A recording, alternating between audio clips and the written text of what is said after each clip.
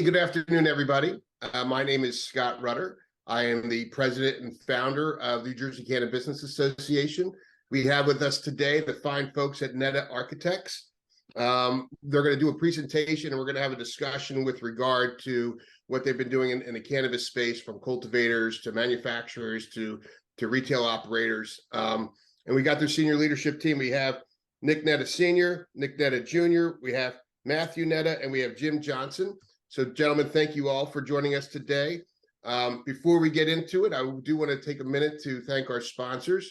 Our sponsors today are Sprague Energy, New Jersey Cannabis Business Association's preferred energy provider, Financial Resources Federal Credit Union, Curaleaf, Burton Trent Public Affairs, HBK CPAs, Township Green, Saks LLP, Dutchie, Puffin, Canna Remedies, and DM Labs LLC.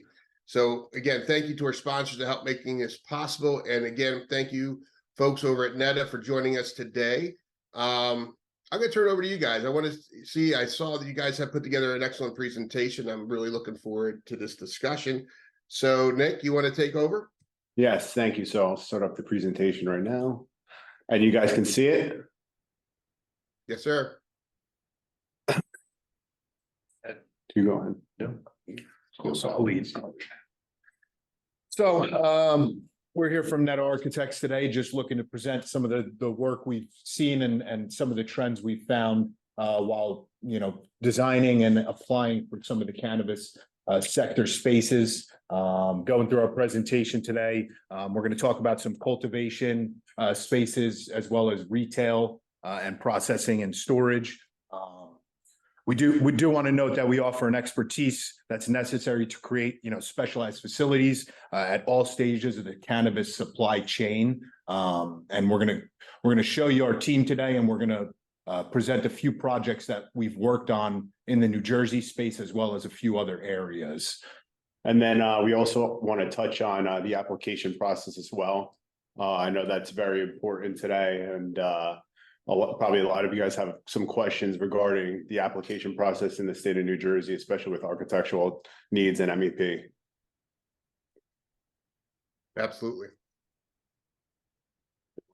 So obviously, as everybody does know on the call, there's a process to get cannabis obviously grown and then sold at a retail site facility. And we've worked with a few clients who obviously have cultivation on site, as well as some storage and manufacturing. And then we've also worked with retail clients. So a few cultivation clients, just to note, that we did work with were Stizzy, that we're going to show here in a few moments. And then a few retail clients penetrated some spaces in New Jersey, such as Jersey City. We're seeing a lot of applications, but we've done a few more in the New Brunswick area. I think we were trying to bring a medical client through their planning board process. So there is two sides of the application process that many of you may know, but in the architectural field, we see, and it is a different application process for us.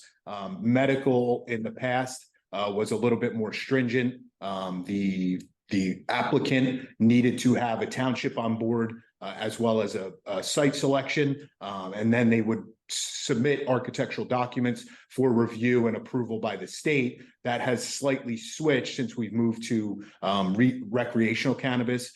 Today, we're seeing that some spaces, as long as the township approves the use, they would allow us to just do, let's say, a planning board or zoning board application to get you guys through. The township would see that and then possibly approve the project for construction. So we've seen, in New Jersey, there's a lot more retail than cultivation, but we have worked with facilities where they do cultivation and processing and storage as well. Yeah, manufacturing. So basically, Netta Architects, we do like to strive ourselves on the experience in cultivation that we have worked on in the state, and we also have worked on a few cultivation facilities in Massachusetts and in Florida. So we are a national firm. We work on projects all over the country, just not New Jersey. Also in the retail space, We kind of want to talk about some trends that we have been seeing. I know Scott has brought up some things that he's seen in the past, that's come from a few years ago to today, where you just have end user, you have your clients coming in, and all they want to do is, you don't need to have a big show for them when they're walking into a retail location. You have your security, and then on top of it, some of your users just want to come in and out real fast. You don't need to have too much displayed, as long as you're showing some of the cannabis that you guys are providing, selling. You have your gummies, you have your pre-rolls, you have your cannabis, your flower on file. So to show that, and some of the people that are coming in nowadays, they would just want to be in and out, quick in, quick out. So those are some of the trends that we have been seeing recently. And then obviously in the manufacturing, processing, and storage, just By trying the to, operation. yeah, it's the operation, how you run it. I'm not sure if some of you guys today have, you're working with franchisees, franchisors. A lot of those people have the way they do their business completed, kind of cookie cutter, start to finish. They help you out with that process. Let's pop into our team though, real quick. So let introduce everybody here.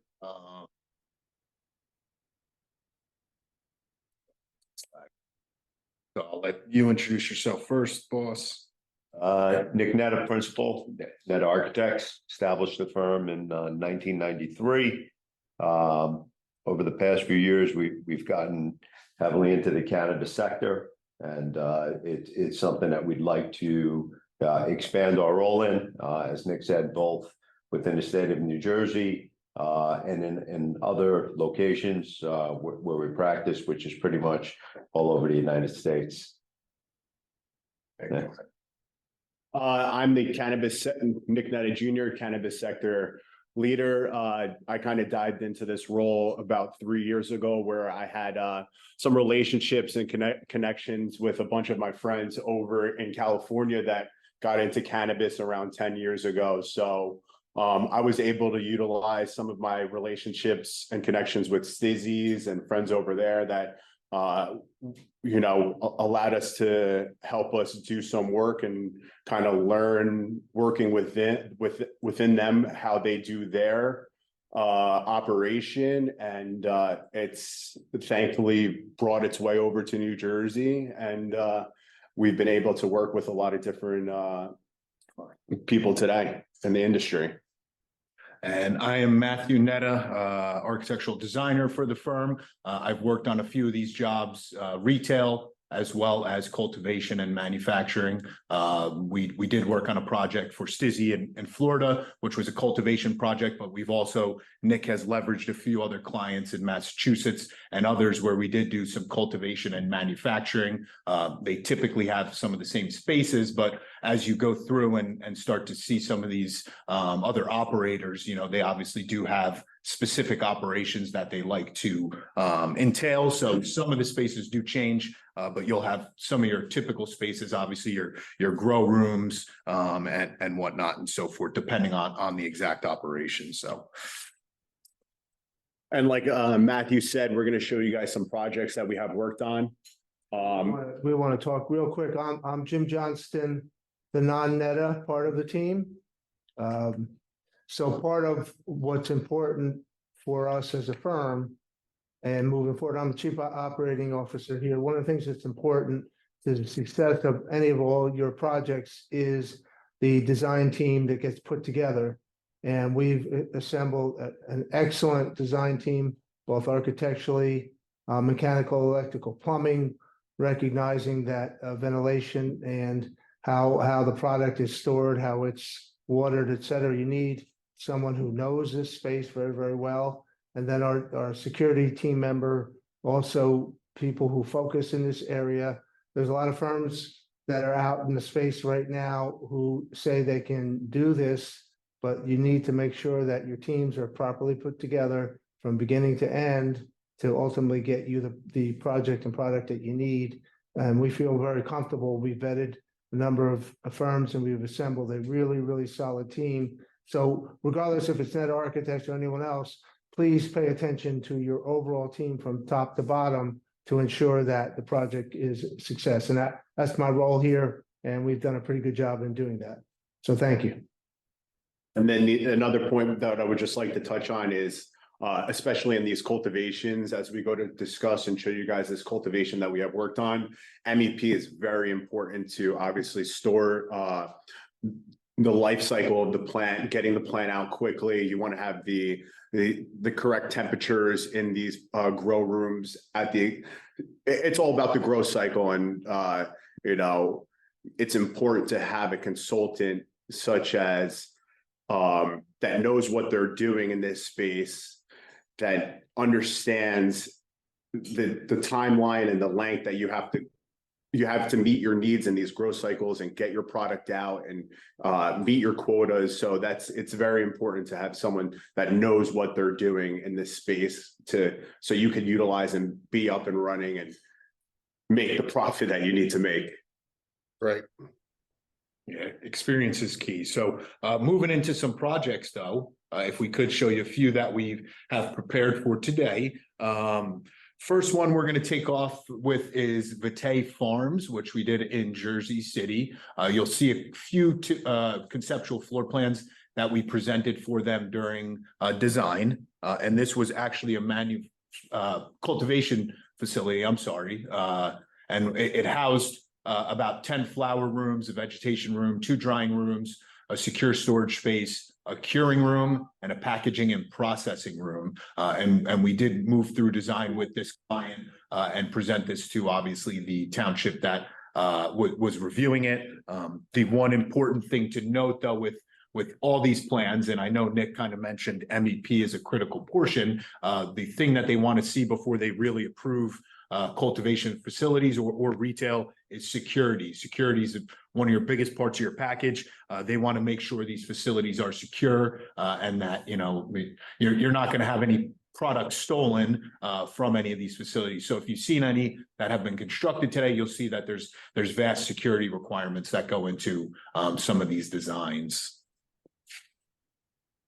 Next is Culture Hoboken that you worked on. So you want to? No, this is Jersey City. So this was a space that we actually have not fully constructed yet. This was one that we have just gotten approval through planning board and we've gotten reached back out to.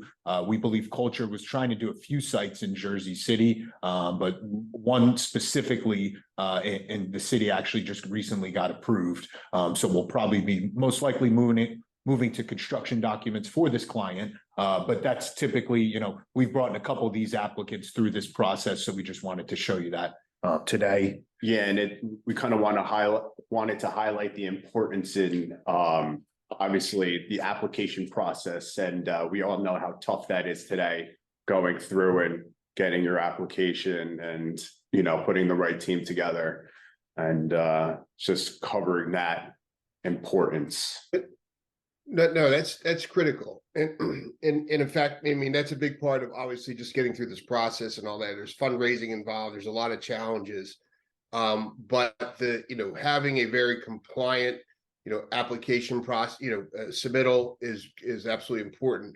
And I'm wondering, and I was mentioning this to Nick earlier, and I know we're going to talk cultivation in a second too, but are you guys seeing, trends with regard to some of the applicants you've been working on, some of the facilities you've been working on that are active, trends that are, I think a lot of us started, so myself included, I'm going to be a dispensary operator in Township Green next month. I should be opening up my doors.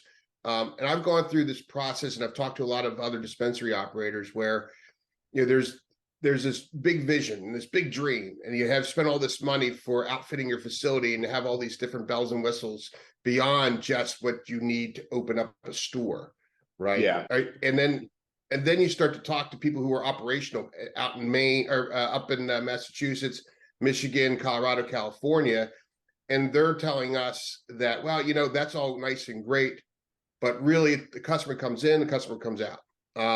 what are you hearing from your clients with what they want to do? Does anybody pulling any expectations back? Like what are you seeing out there in the field?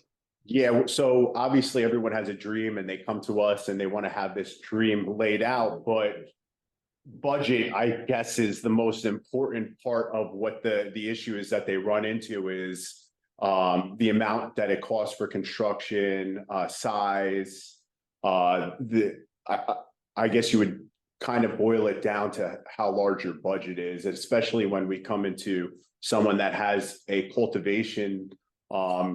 Stizzy's is a little different. They're a large operation. They have their funding. They can do a cultivation facility where they have 4 buildings for their cultivation. They have their manufacturing. They have their processing and storage. They're able to do something as on a large scale operation as this. And then you have someone that comes to us that is opening up a cultivation down in Ocean, New Jersey. And we were just working with this client, and they're phasing their operation out. So they're going to be doing phase 1, which will incorporate 2 flower rooms, a mother room, processing and manufacturing area for that. And then they're going to, once they'll phase out to phase 2, when they know that they can start generating that money and moving forward and having that growth cycle. And then they'll be able to move into their phase 2 portion of the project. And that speaks No, to a lot. I agree. Go ahead, Yeah, I Scott. think that's been the challenge. Again, the expectations versus reality. A lot of these applicants they submitted and they're looking at 50,000, 75,000, 100,000 square feet or more in their proposal in their application. But when it comes to raising the 10, 15, 20 million dollars or more to make those things happen, that's been the biggest challenge. So not getting through the application process is challenging enough. Getting that funding that you need to go and fulfill your dream is a whole other issue. So I was going to ask that question. You seem to answer that. I think a lot of folks are doing the phased approach now, setting the right expectations, going down to 5,000 or 10,000 square feet just so that they can phase things in. So is that becoming more the norm, more the trend? yes. Yeah, I mean, we're seeing that more and more, really understanding the cost of construction. Construction has gone up in the past 3.5 to 4 years, about 30 to 40%. So the numbers that you're looking at are a lot higher than you could have budgeted 3 years ago. And dependent on where you're going and the amount of infrastructure that has to be added to renovation, you should budget anywhere between $400 and $500 a square foot to come in and get the work done. That would be a good rule of thumb. So sometimes when we start on the project and we do a conceptual layout and they ask us for a budget, again, each condition is independent of one another. Some of the buildings need a lot of infrastructure, so the cost is a lot higher. So really just keeping that in mind before you move ahead through the process and understanding the implications of what you're going to do based on size. So yes, it probably makes more sense to phase and do smaller components at a time, so it's more manageable on the cost side. And then another thing to touch on is making sure you have enough power into the building. So, I mean, that's a very, very important scale on when you're trying to figure out pricing and condition, because you got to make sure if you're going to be running a cultivation, you have to have enough power to supply to the building. And another big issue is what we see right now is the lead time on pulling in some of these power equipments into the switch gear, generator, anything you'll need to pretty much operate the building, obviously has long lead times today with manufacturing difficulties. So, but speaking back to some of Scott's points that you originally noted in that first question, Scott, these retail facilities, we see a lot of applicants coming in. They want a beautiful space. They want wood panels. They want to really wow the client when you walk into the space. But you're right, as the client half the time, especially if it's a recreational facility, typically just comes in, purchases their product and leaves, right? Like they don't want to be in there much longer than they have to. So we've really seen that more in recreation facilities. What we see in the medicinal facilities is your users will come in and look for input most of the time. So they will most likely house those spaces slightly longer than a recreational facility. Go ahead. No, that makes perfect sense. I mean, your patient's going to come in, they're going to want to ask questions. And again, too, when the adult use facilities, the rec facilities start coming online, and you have a lot of new customers who have not been there, who've not enjoyed cannabis since they were, the 1970s, 80s, and 90s, and now they're trying it again. So you do have a lot of those questions, but it is interesting to see, like, when you do talk to people in more mature states, just the trend is just, how do I maximize the opportunity for the customer to get in and out? How can I make that whole experience 4 minutes or less? Because it's about volume at that point. Correct. But a lot of these guys like myself will also want to make sure that we have space, that we can educate, we can talk to the customers and make those connections. But after your first visit and you've seen everything and you know everything in the store, that waterfall that you wanted is really just an expense at this point. This, extra thing that you wanted over here is just an added expense. It's not necessary anymore. So I've been just talking to different people to see what the trends are. And that seems where it's going. But we definitely have to admire, particularly what you guys do, is putting something beautiful together for your clients. Correct. And we've had clients, who most of ours and most of these typologies really want to wow the client when you walk in. But you're right, Scott, the client's not in the space for too long, especially what we've noticed in recreational. So, I've seen facilities that have gone as far as, you touch a product and it pops up on a digital screen and it gives you all the information about the product. But you're right, as the applicant, you have to think about the cost versus, how that's actually going to be used. So, again, all the applications we've seen, the retail component, they really want to make it a beautiful space, but your users aren't in there for too long. So just a thing to think about when anybody's applying and trying to carry out this vision. Right. And the other side with Stizzy, that's a group that's going to come in and know exactly what they want. They know exactly what their processes are. It's proven, they're financed well. But it's the other folks, the startups, who are really having the challenges right now of making their dream a reality, and having a phased approach is, I think, again, much more, it's more a matter of necessity as opposed to desire. Yeah. When you, I'm sorry? No, we were talking about, Nick Jr. was talking about our client in Ocean Township, and that is a startup. And Scott, you're 1,000% correct.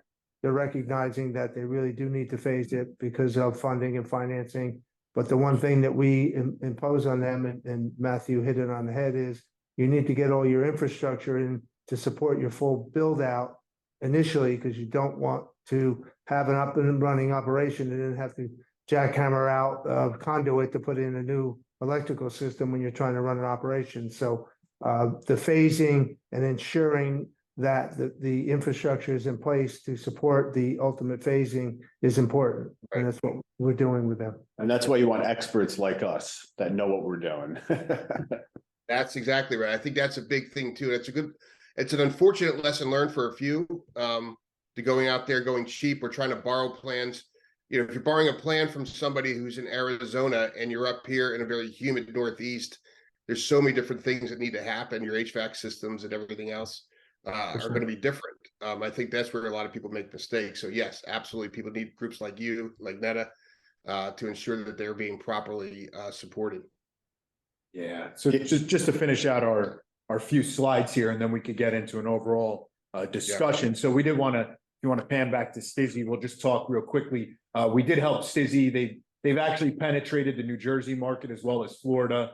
They were a West Coast firm, but they engaged us originally to complete their pre-application for a manufacturing and storage / processing yard, you could see here. So there were multiple buildings that they were trying to construct. Some of those were deemed as being manufacturing. Others were deemed as being obviously their processes and storage facilities. But this was an overall master site plan that we prepared for this client, just to show them, here's what you could build within your bounds. here's the site flow that we would recommend. But this facility itself was pretty much not much of a retail component, but more of a cultivation and manufacturing facility. Nick, if you want to pan to the next, and we'll just speak to the last project we presented today, which was Wicked Cultivation in Massachusetts. This was another client. This was a new construction project, also like Stizzy. And I think that's one of the things we could talk about in our next discussion is what's, an existing building and a new construction building. But Wicked Cultivation was new construction. It was a prefab. And it was a prefab construction. So they were looking to a manufacturer to build this building, but they were still looking to Netta Architects to space plan for the building and provide them, what they need. So I believe this was two facilities. Obviously, one again was cultivation, manufacturing, and processing, and the other was production of any other goods. A lot of these facilities now are creating edibles and cartridges and liquids and whatnot. So they need some extraction facilities and whatnot to be able to produce their products. So we've gone through this operation, this process with many applicants in multiple areas and all different styles, taking you through planning board. And even recently, we've gotten an applicant who was already pre-approved by a prior architect, but he wanted us to do his construction documents for his retail fit out. So that one will be opening soon in Jersey City. But his component was a little different. He was looking to do a smoking lounge too, Scott. So I know we haven't really seen those spaces yet in these retail facilities, but this client had a big vision that they would really like to keep people on site. So you're going to start to see some pushes towards that. Is how do we keep people in the facility to spend more money? And a smoking lounge is one of those components. And I think, Scott, the last piece, because we can imagine a lot of your membership are startups and maybe not as much of the large corporations who have project development teams and site location teams and it's a little pitch of Netta Architects once again is we have relationships pretty much up and down throughout the state. So for a couple of our clients, we've been integral in actually site identification for them, for the startups that don't necessarily have a whole project development team. And we help them with identifying potential sites based on their preferred geography. So it's just another additional piece we can add to your startup clients who, again, don't have a full project development team. Just a thought. No, you're right. Landing in the right place is critical, right? I mean, knowing what the local government's going to be focusing on, what the residents there are going to be focusing on. You're in a high traffic area. You're out in the wilderness. They have different factors. So no, that's great that that's part of your portfolio of services is helping identify the right locations. I'm sure you're helpful to your members as well in that regard. So to the extent that we can supplement your efforts, we'd love to be able to do that. Yeah, no, that's perfect. Perfect, guys. So we did want to get to sort of more of an open discussion here, but I think we touched on a few points that I want to summarize just before we're complete. One is obviously the application process, Scott, and you know this very well, but there's two different bridges or branches of application process. The first thing you have to know is obviously if you're going to go recreational or medicinal, that's a big bridging and takes us down completely different paths in that application process. And then the next most important thing I think to hit on and surmise today is your team. So, you're going to have a land use attorney, you're going to have an architect, you're going to have an MEP firm.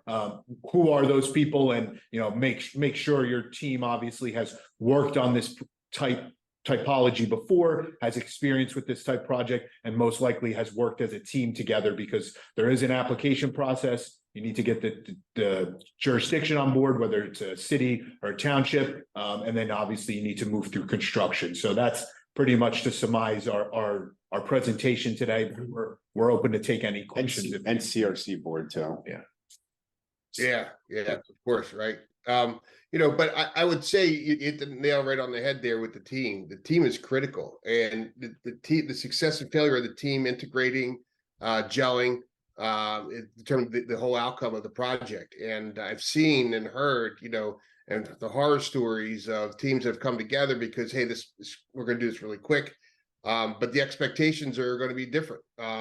teams have fallen apart. The length of time it goes from the moment you submitted your application to get your approval could be, or has been anyway, it's getting a little bit better. Yep. But has been, 6 months to a year to 18 months for this one person I was talking to recently. Took him 18 months from when he submitted, and he's a cultivation manufacturing applicant. And a big part of the team fell apart because it just takes so long. So getting the right team together, having the right professional services on board is absolutely critical. When you're talking to clients and you're going to different towns, like what are the top priorities? Like, so I think about like odor control, that's usually in the news, energy efficiency, you hear about like, what, I know you cover the whole gambit, but when you talk to your clients, what do you tell them to really focus on, or what they really need to be successful to get started? So the first thing that most of our clients, when they come in, is obviously timeline.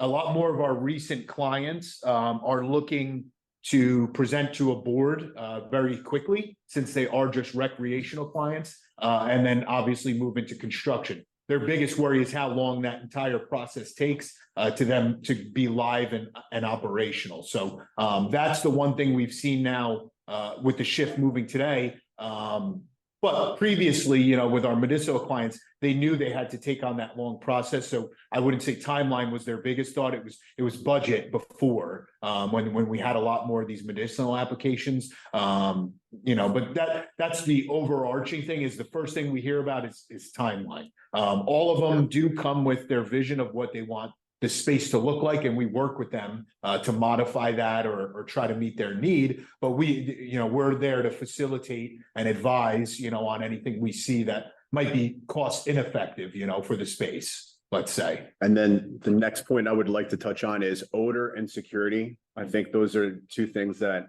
are very important as well. Odor control, security, odor control. I think that's mainly what we see on these CRC boards. Those are their two main questions. Not even what's going on in the space, just those two.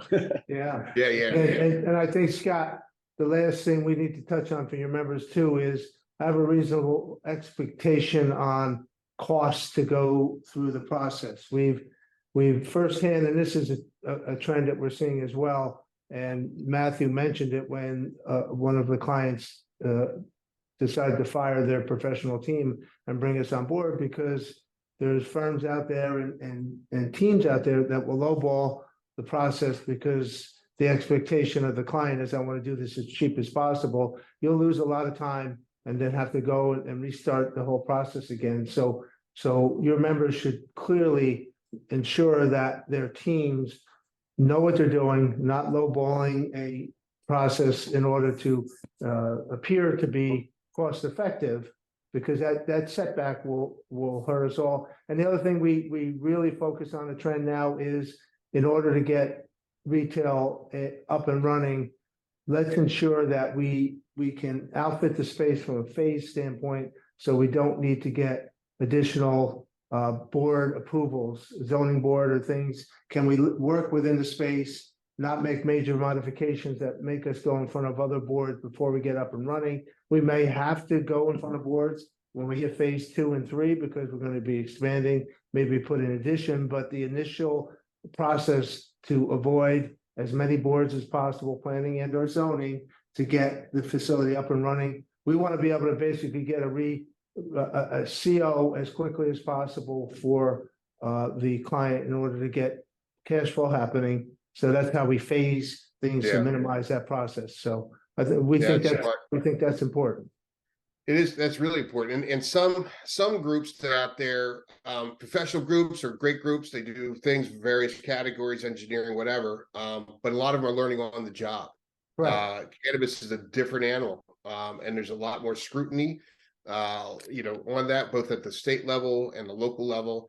And so you really don't want to have people who are learning on the job when you can get, groups that are out there like you, like Netta, who have the experience. I think that is so valuable for this whole entire project, because you can be millions of dollars deep into your construction and your overall efforts there, and all of a sudden you realize, to your point, either they don't have the skill set that they claimed, or they underbid it just to get the job.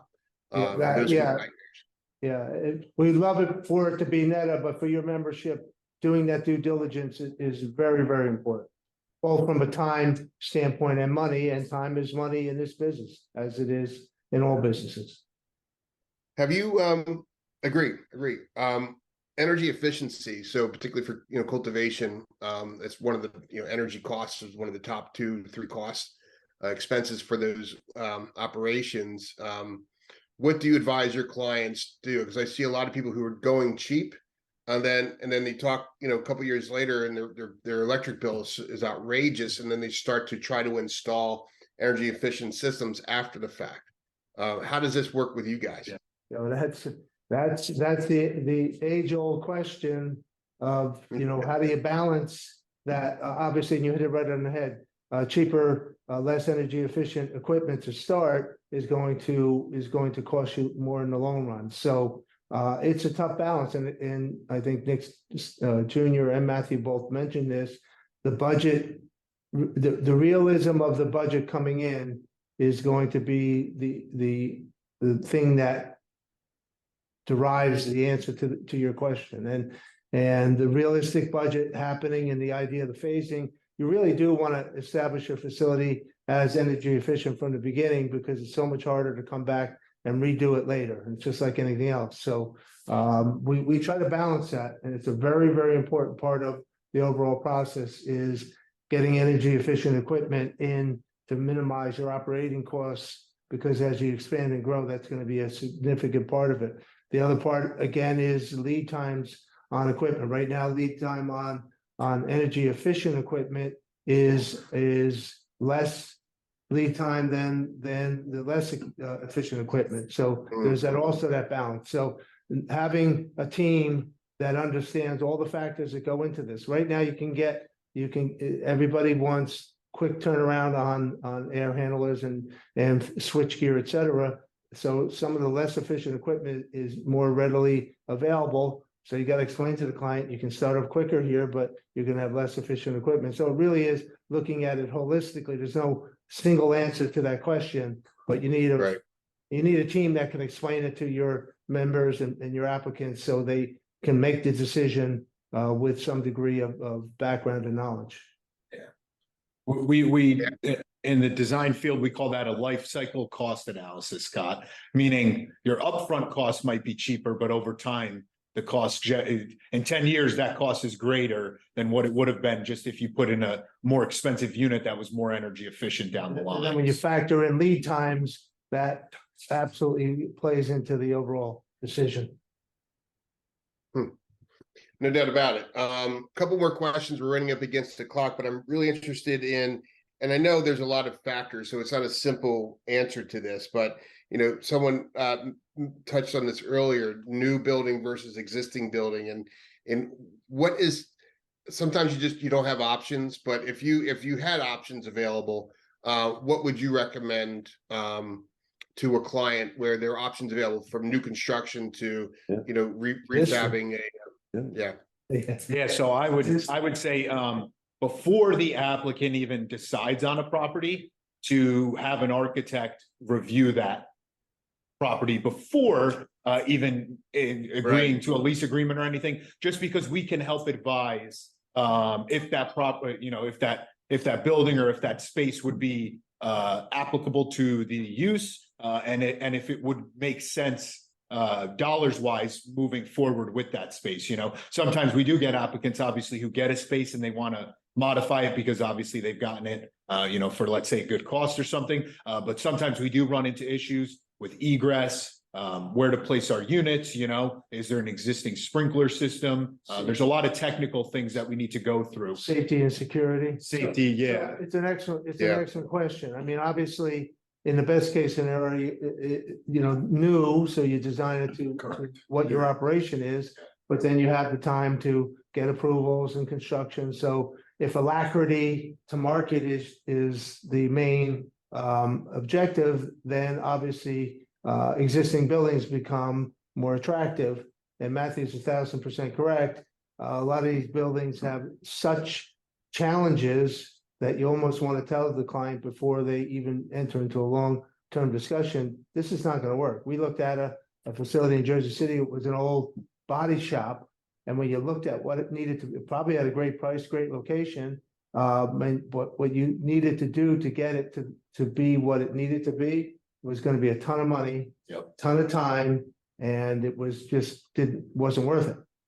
So that whole process early on is important, and Matt's Yeah. 100% correct on it. Yeah, that's very, very smart. Good. That's a good way to phrase it too, because it's all about the start, right? I mean, it's how they're getting started with identifying the property, being in the right town, hiring the right team, and making those smart decisions up front will save them a lot of angst and aggravation and money later on. So one last question, and I know this is something that a lot of people are excited about in New Jersey that's not here yet. Someone mentioned again earlier, consumption lounges. They're coming. You know, they're going to be here in New Jersey. A lot of people are excited about that. A lot of dispensary operators are also like sort of daydreaming about, you know, what it could look like in their facility, or do they have to expand or whatever. Odor, air, inequality, all that stuff. Like what factors do you think? I mean, I know it's not here yet, but what factors do you think dispensary operators who want to have a consumption lounge, what should they be thinking about first for that project? Yeah, so we've already looked at some of the, the requirements.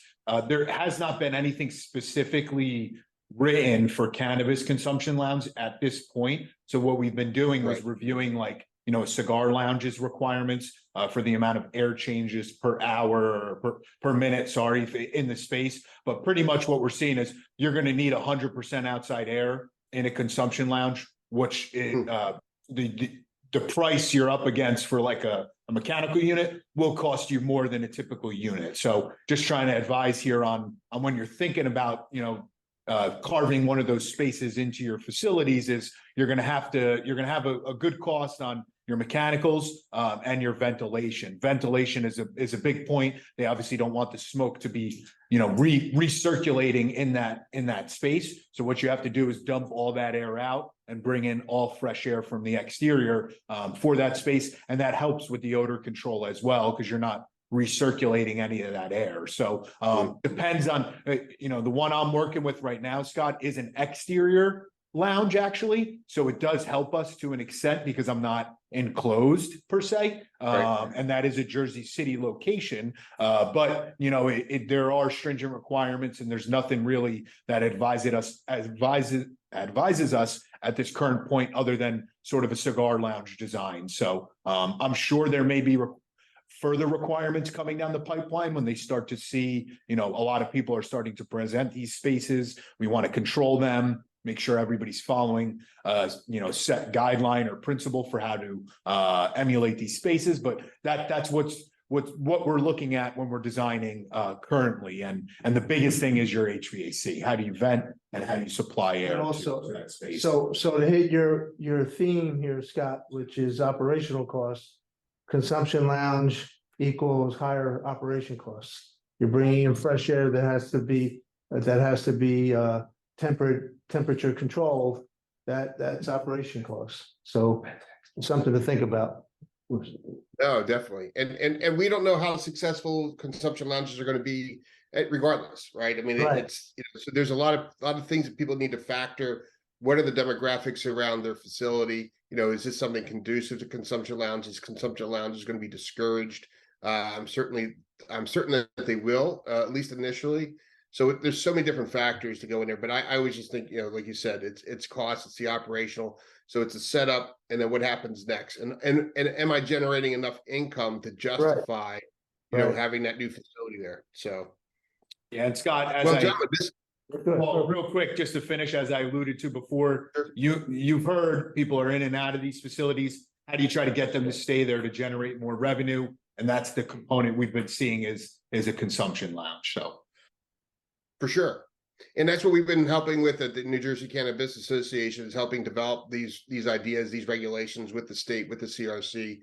And again, things other than cannabis sales too, right? So beverages and food products and things like that. So while you're there, and exactly, that's a common issue there. So, hey, look, gentlemen, this has been absolutely fantastic. I learned a lot. I know the people that are watching this have learned a lot. Before you go, I just want to thank our sponsors really quick again.